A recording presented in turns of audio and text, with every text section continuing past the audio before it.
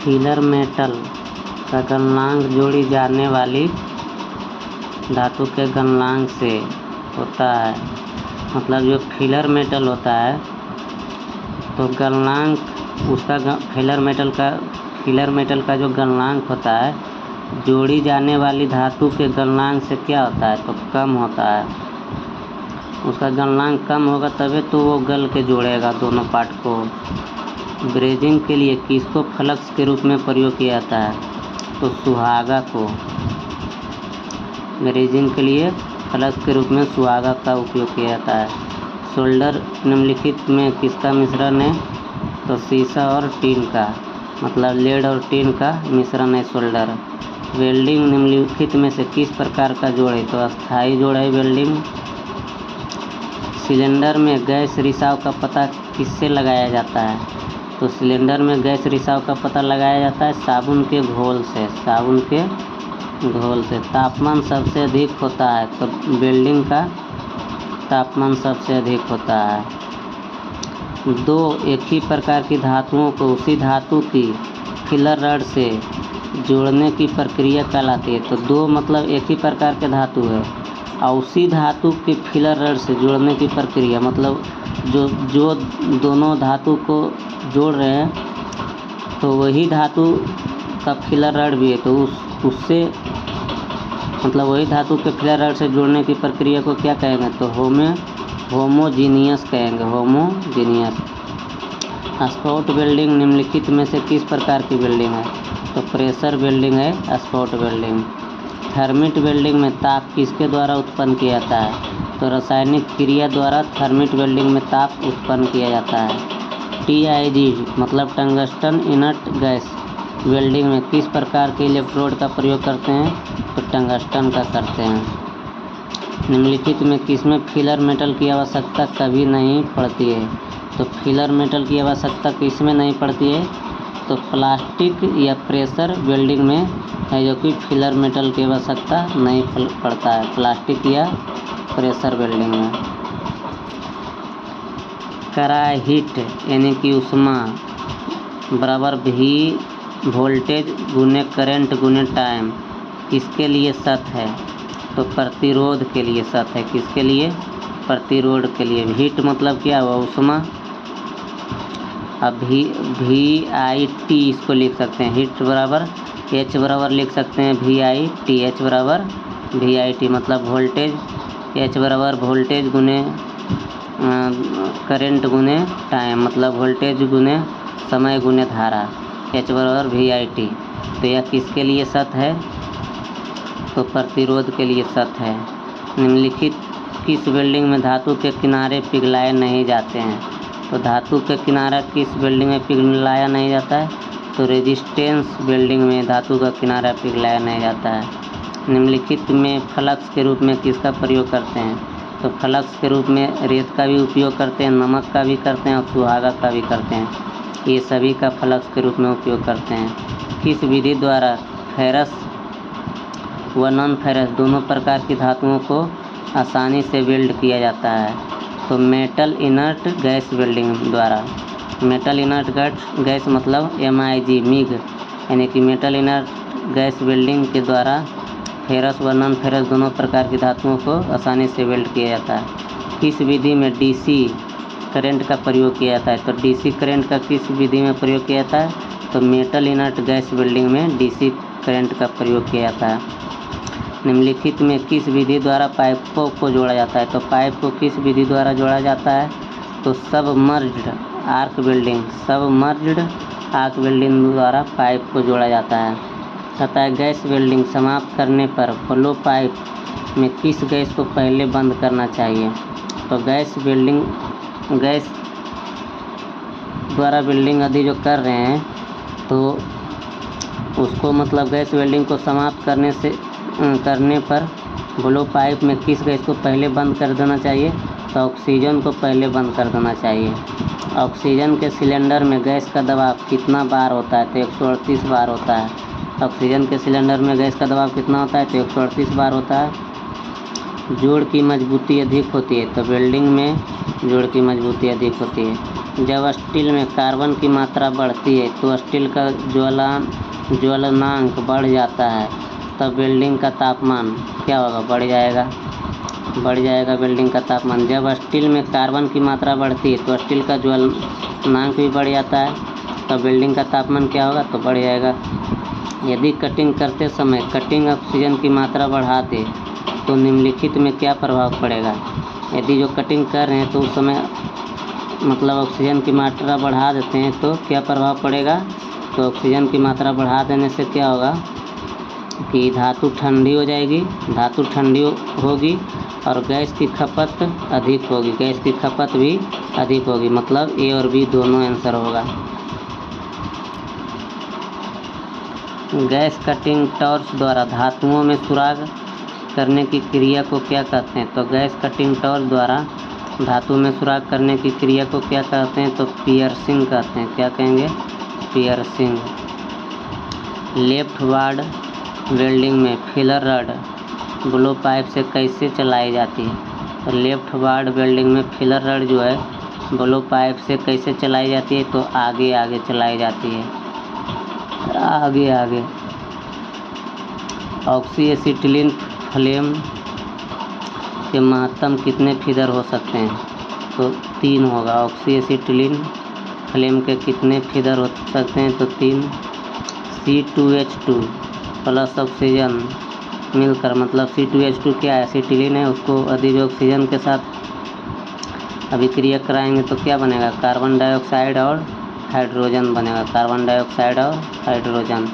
Oxidising flame में निम्नलिखित में किसकी मात्रा अधिक होती है, तो ऑक्सीडाइजिंग फ्लेम में ऑक्सीजन की मात्रा अधिक होती है। ये जो चिन्ह दिया यह किस प्रकार का ज्वाइंट है, तो यह जो चिन्ह है यह बट ज्वाइंट का प्रकार है, बट ज्वाइंट का। और ये जो चिन्ह दिया हुआ है ये दोनों जो चिन्ह दिया हुआ यह किस प्रकार का ज्वाइंट है, तो ये जो दोनों चिन्ह है यह लैप ज्वाइंट का प्रकार है, लैप ज्वाइंट का। और ये जो चिन्ह दिया हुआ है यह किस प्रकार का ज्वाइंट है, तो ये कॉर्नर ज्वाइंट है, कॉर्नर ज्वाइंट है। स्ट्रेट पोलैरिटी में कारखंड जुड़ा होता है, तो स्ट्रेट पोलैरिटी में कारखंड जुड़ा होता है धनात्मक से, मतलब पॉजिटिव से जुड़ा होता है स्ट्रेट पोलैरिटी में कारखंड। आर्क वेल्डिंग होने में सहायक है, तो आर्क वेल्डिंग होने में क्या सहायक है, तो आणविक आकर्षण तथा पृष्ठ तनाव के कारण आर्क वेल्डिंग होता है, आणविक आकर्षण तथा पृष्ठ तनाव के कारण आर्क वेल्डिंग होता है। अब पता है रिवर्स पैरेलिटी, रिवर्स पैरेलिटी का दूसरा नाम क्या है, तो पॉजिटिव है। रिवर्स पैरेलिटी का दूसरा नाम क्या है, तो पॉजिटिव है। स्ट्रेट पोलैरिटी का दूसरा नाम क्या है, तो निगेटिव है, स्ट्रेट पोलैरिटी का दूसरा नाम निगेटिव है।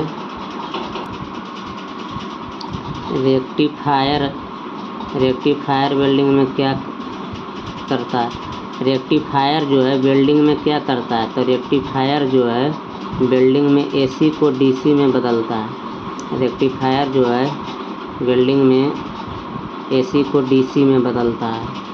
निम्नलिखित में से फ्यूजन प्रक्रिया नहीं है, तो रेजिस्टेंस वेल्डिंग जो है फ्यूजन प्रक्रिया नहीं है। बाकी गैस वेल्डिंग फ्यूजन प्रक्रिया है, थर्मिट वेल्डिंग फ्यूजन प्रक्रिया है, आर्क वेल्डिंग भी फ्यूजन प्रक्रिया है, लेकिन रेजिस्टेंस वेल्डिंग फ्यूजन प्रक्रिया नहीं है।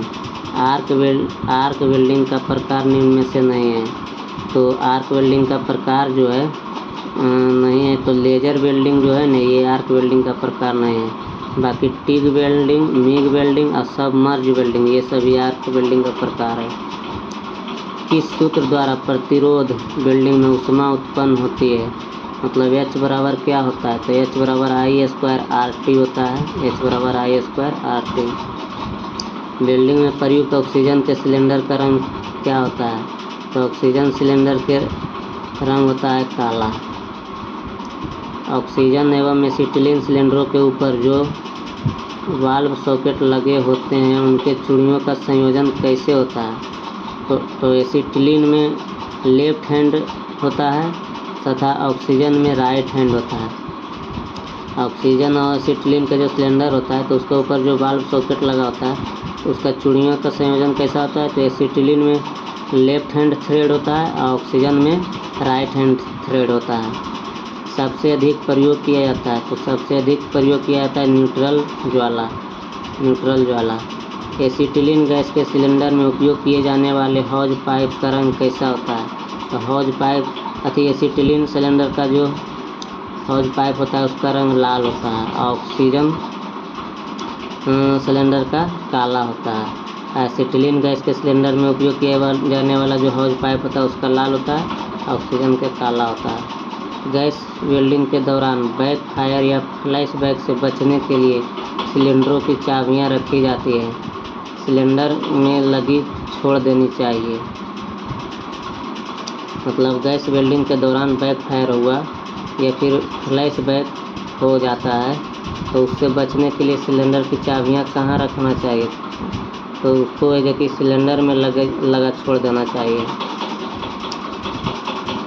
निम्न में कौन सा ऑक्सी एसिटिलीन फ्लेम का तापक्रम रेंज है, तो ऑक्सी एसिटिलीन फ्लेम का तापक्रम रेंज है 3100 से 3300 डिग्री सेल्सियस, 3100 से 3300 डिग्री सेल्सियस। निम्न में से कौन सी गैस कैल्शियम कार्बाइड एवं जल की रासायनिक प्रतिक्रिया द्वारा बनती है, तो एसिटिलीन बनता है। एसिटिलीन है जो कि कैल्शियम कार्बाइड एवं जल की रासायनिक प्रतिक्रिया द्वारा बनता है एसिटिलीन। अब कहता है नोजल का साइज निम्न में से किस पर निर्धारित नहीं होता है, तो नोजल का साइज जो है धातु की मोटाई पर निर्धारित होता है, धातु के तापमान पर भी, धातु के आकार पर भी, लेकिन धातु के द्रव्यमान पर निर्भर नहीं होता है नोजल का साइज।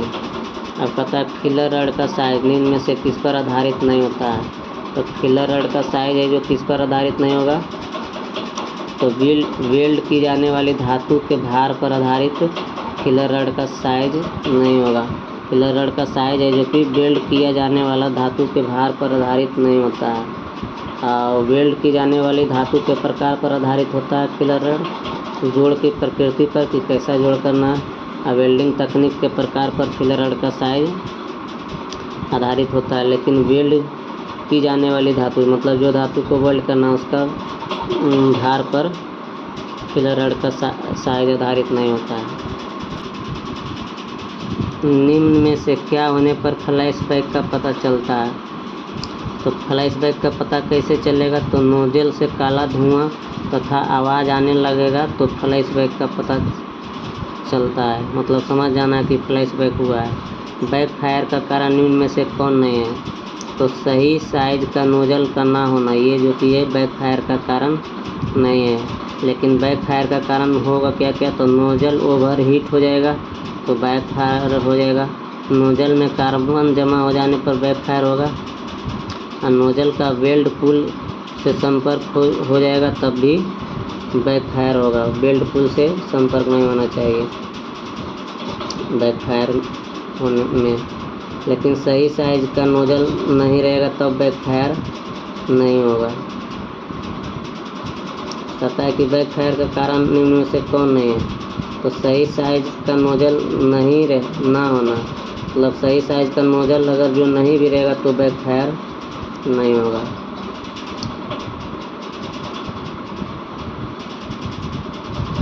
धातुओं का पूर्व तापन करने के लिए किस ज्वाला का प्रयोग किया जाता है, तो न्यूट्रल फ्लेम का। निम्न में से किस प्रकार की विधि का प्रयोग करके दो अलग अलग प्रकार की धातुओं को जोड़ सकते हैं, तो इलेक्ट्रिक आर्क वेल्डिंग के द्वारा दो अलग अलग प्रकार की धातुओं को जोड़ सकते हैं।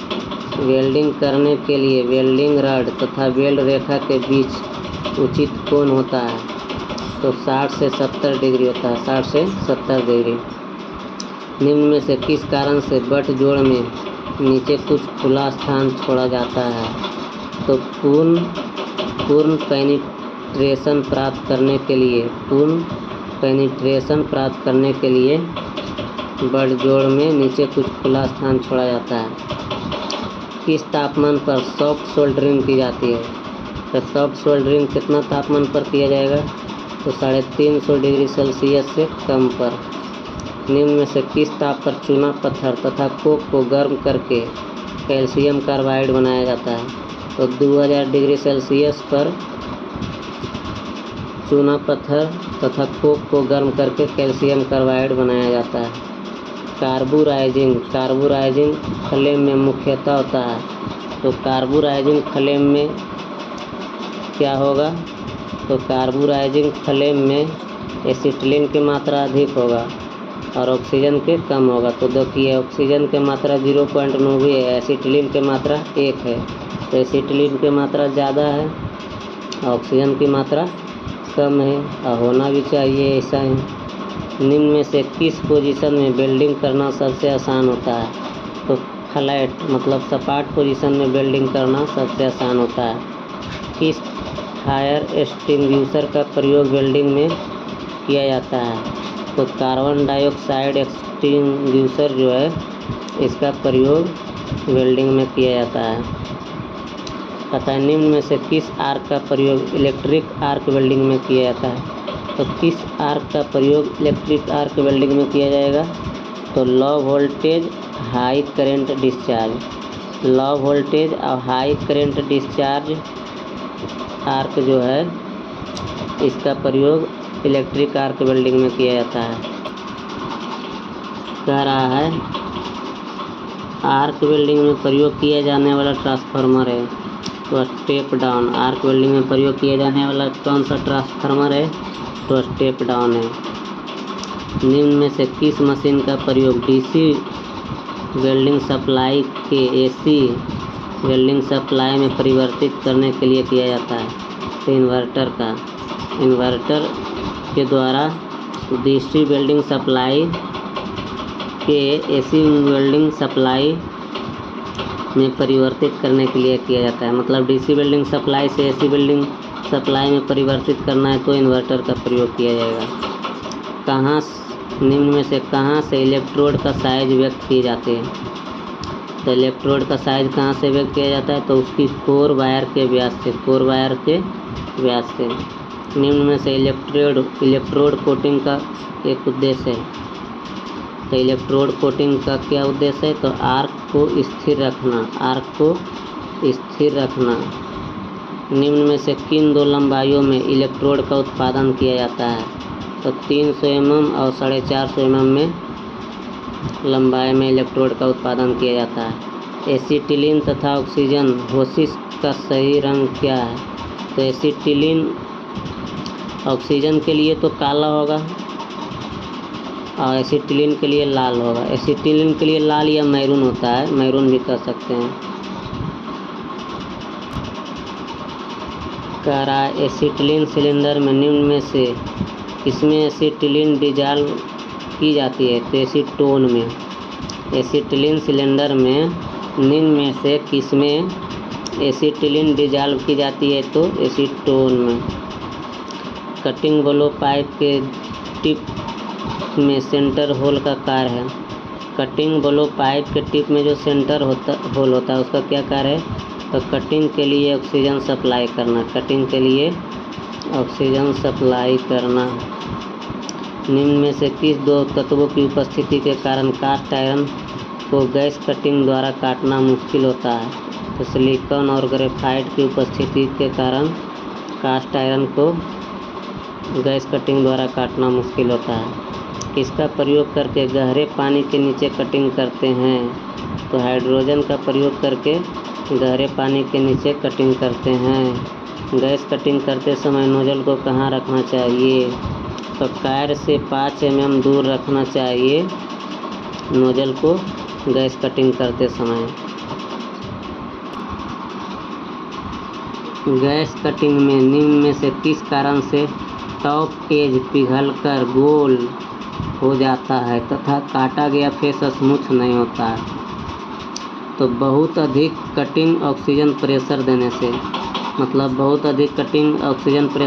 से टॉप एज पिघलकर गोल हो जाता है। निम्न में से किस कारण से गैस द्वारा काटी गई प्लेट के कट में ग्रुप तथा खिंची हुई लाइनें दिखाई देती है? तो टिप का कट सरफेस के नज़दीक होने के कारण, टिप का कट सरफेस के नज़दीक होने के कारण काटी गई प्लेट के कट में ग्रुप तथा खींची हुई लाइनें दिखाई देती है। अब कहता है कि निम्न में से किस कारण से हाई क्वालिटी कट में वर्टिकल खींची गई लाइनें के कारण कुछ सरफेस रफनेस होता है। तो बहुत कम कटिंग स्पीड रहने पर, बहुत कम कटिंग स्पीड रहेगा तो हाई क्वालिटी कट में वर्टिकल खींची गई लाइनें के कारण कुछ रफनेस दिखाई देगा। ऑक्सी एसिटिलीन कटिंग प्रोसेस में प्रयोग होने वाली कटिंग नोजल का साइज निम्न में से किस पर निर्भर करता है?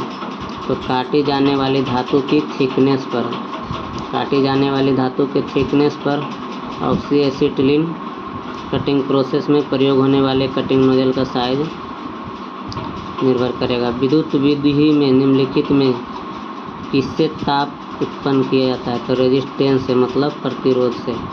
विद्युत विधि में किससे ताप उत्पन्न किया जाता है? तो रेजिस्टेंस से, मतलब प्रतिरोध से। निम्नलिखित में किस वेल्डिंग में फिलर धातु की आवश्यकता नहीं पड़ती है? तो रेजिस्टेंस विधि में फिलर धातु की आवश्यकता नहीं पड़ती है क्योंकि इसमें प्रतिरोध उत्पन्न किया जाता है। यदि ऑक्सी एसिटिलीन असेंबली के चूड़ीदार भाग पर तेल या ग्रीस लगा दी जाए तो क्या प्रभाव पड़ेगा? तो इसके लगाने से विस्फोट हो सकता है, इसके लगाने से विस्फोट हो सकता है। निम्नलिखित में ऑक्सीजन एक गैस है, तो सक्रिय गैस है ऑक्सीजन। वेल्डिंग के लिए आर्गन में कितना प्रतिशत तक ऑक्सीजन मिलाया जाता है? तो वेल्डिंग के लिए आर्गन में कितना ऑक्सीजन मिलाया जाता है? तो 10 से 20% तक ऑक्सीजन मिलाया जाता है।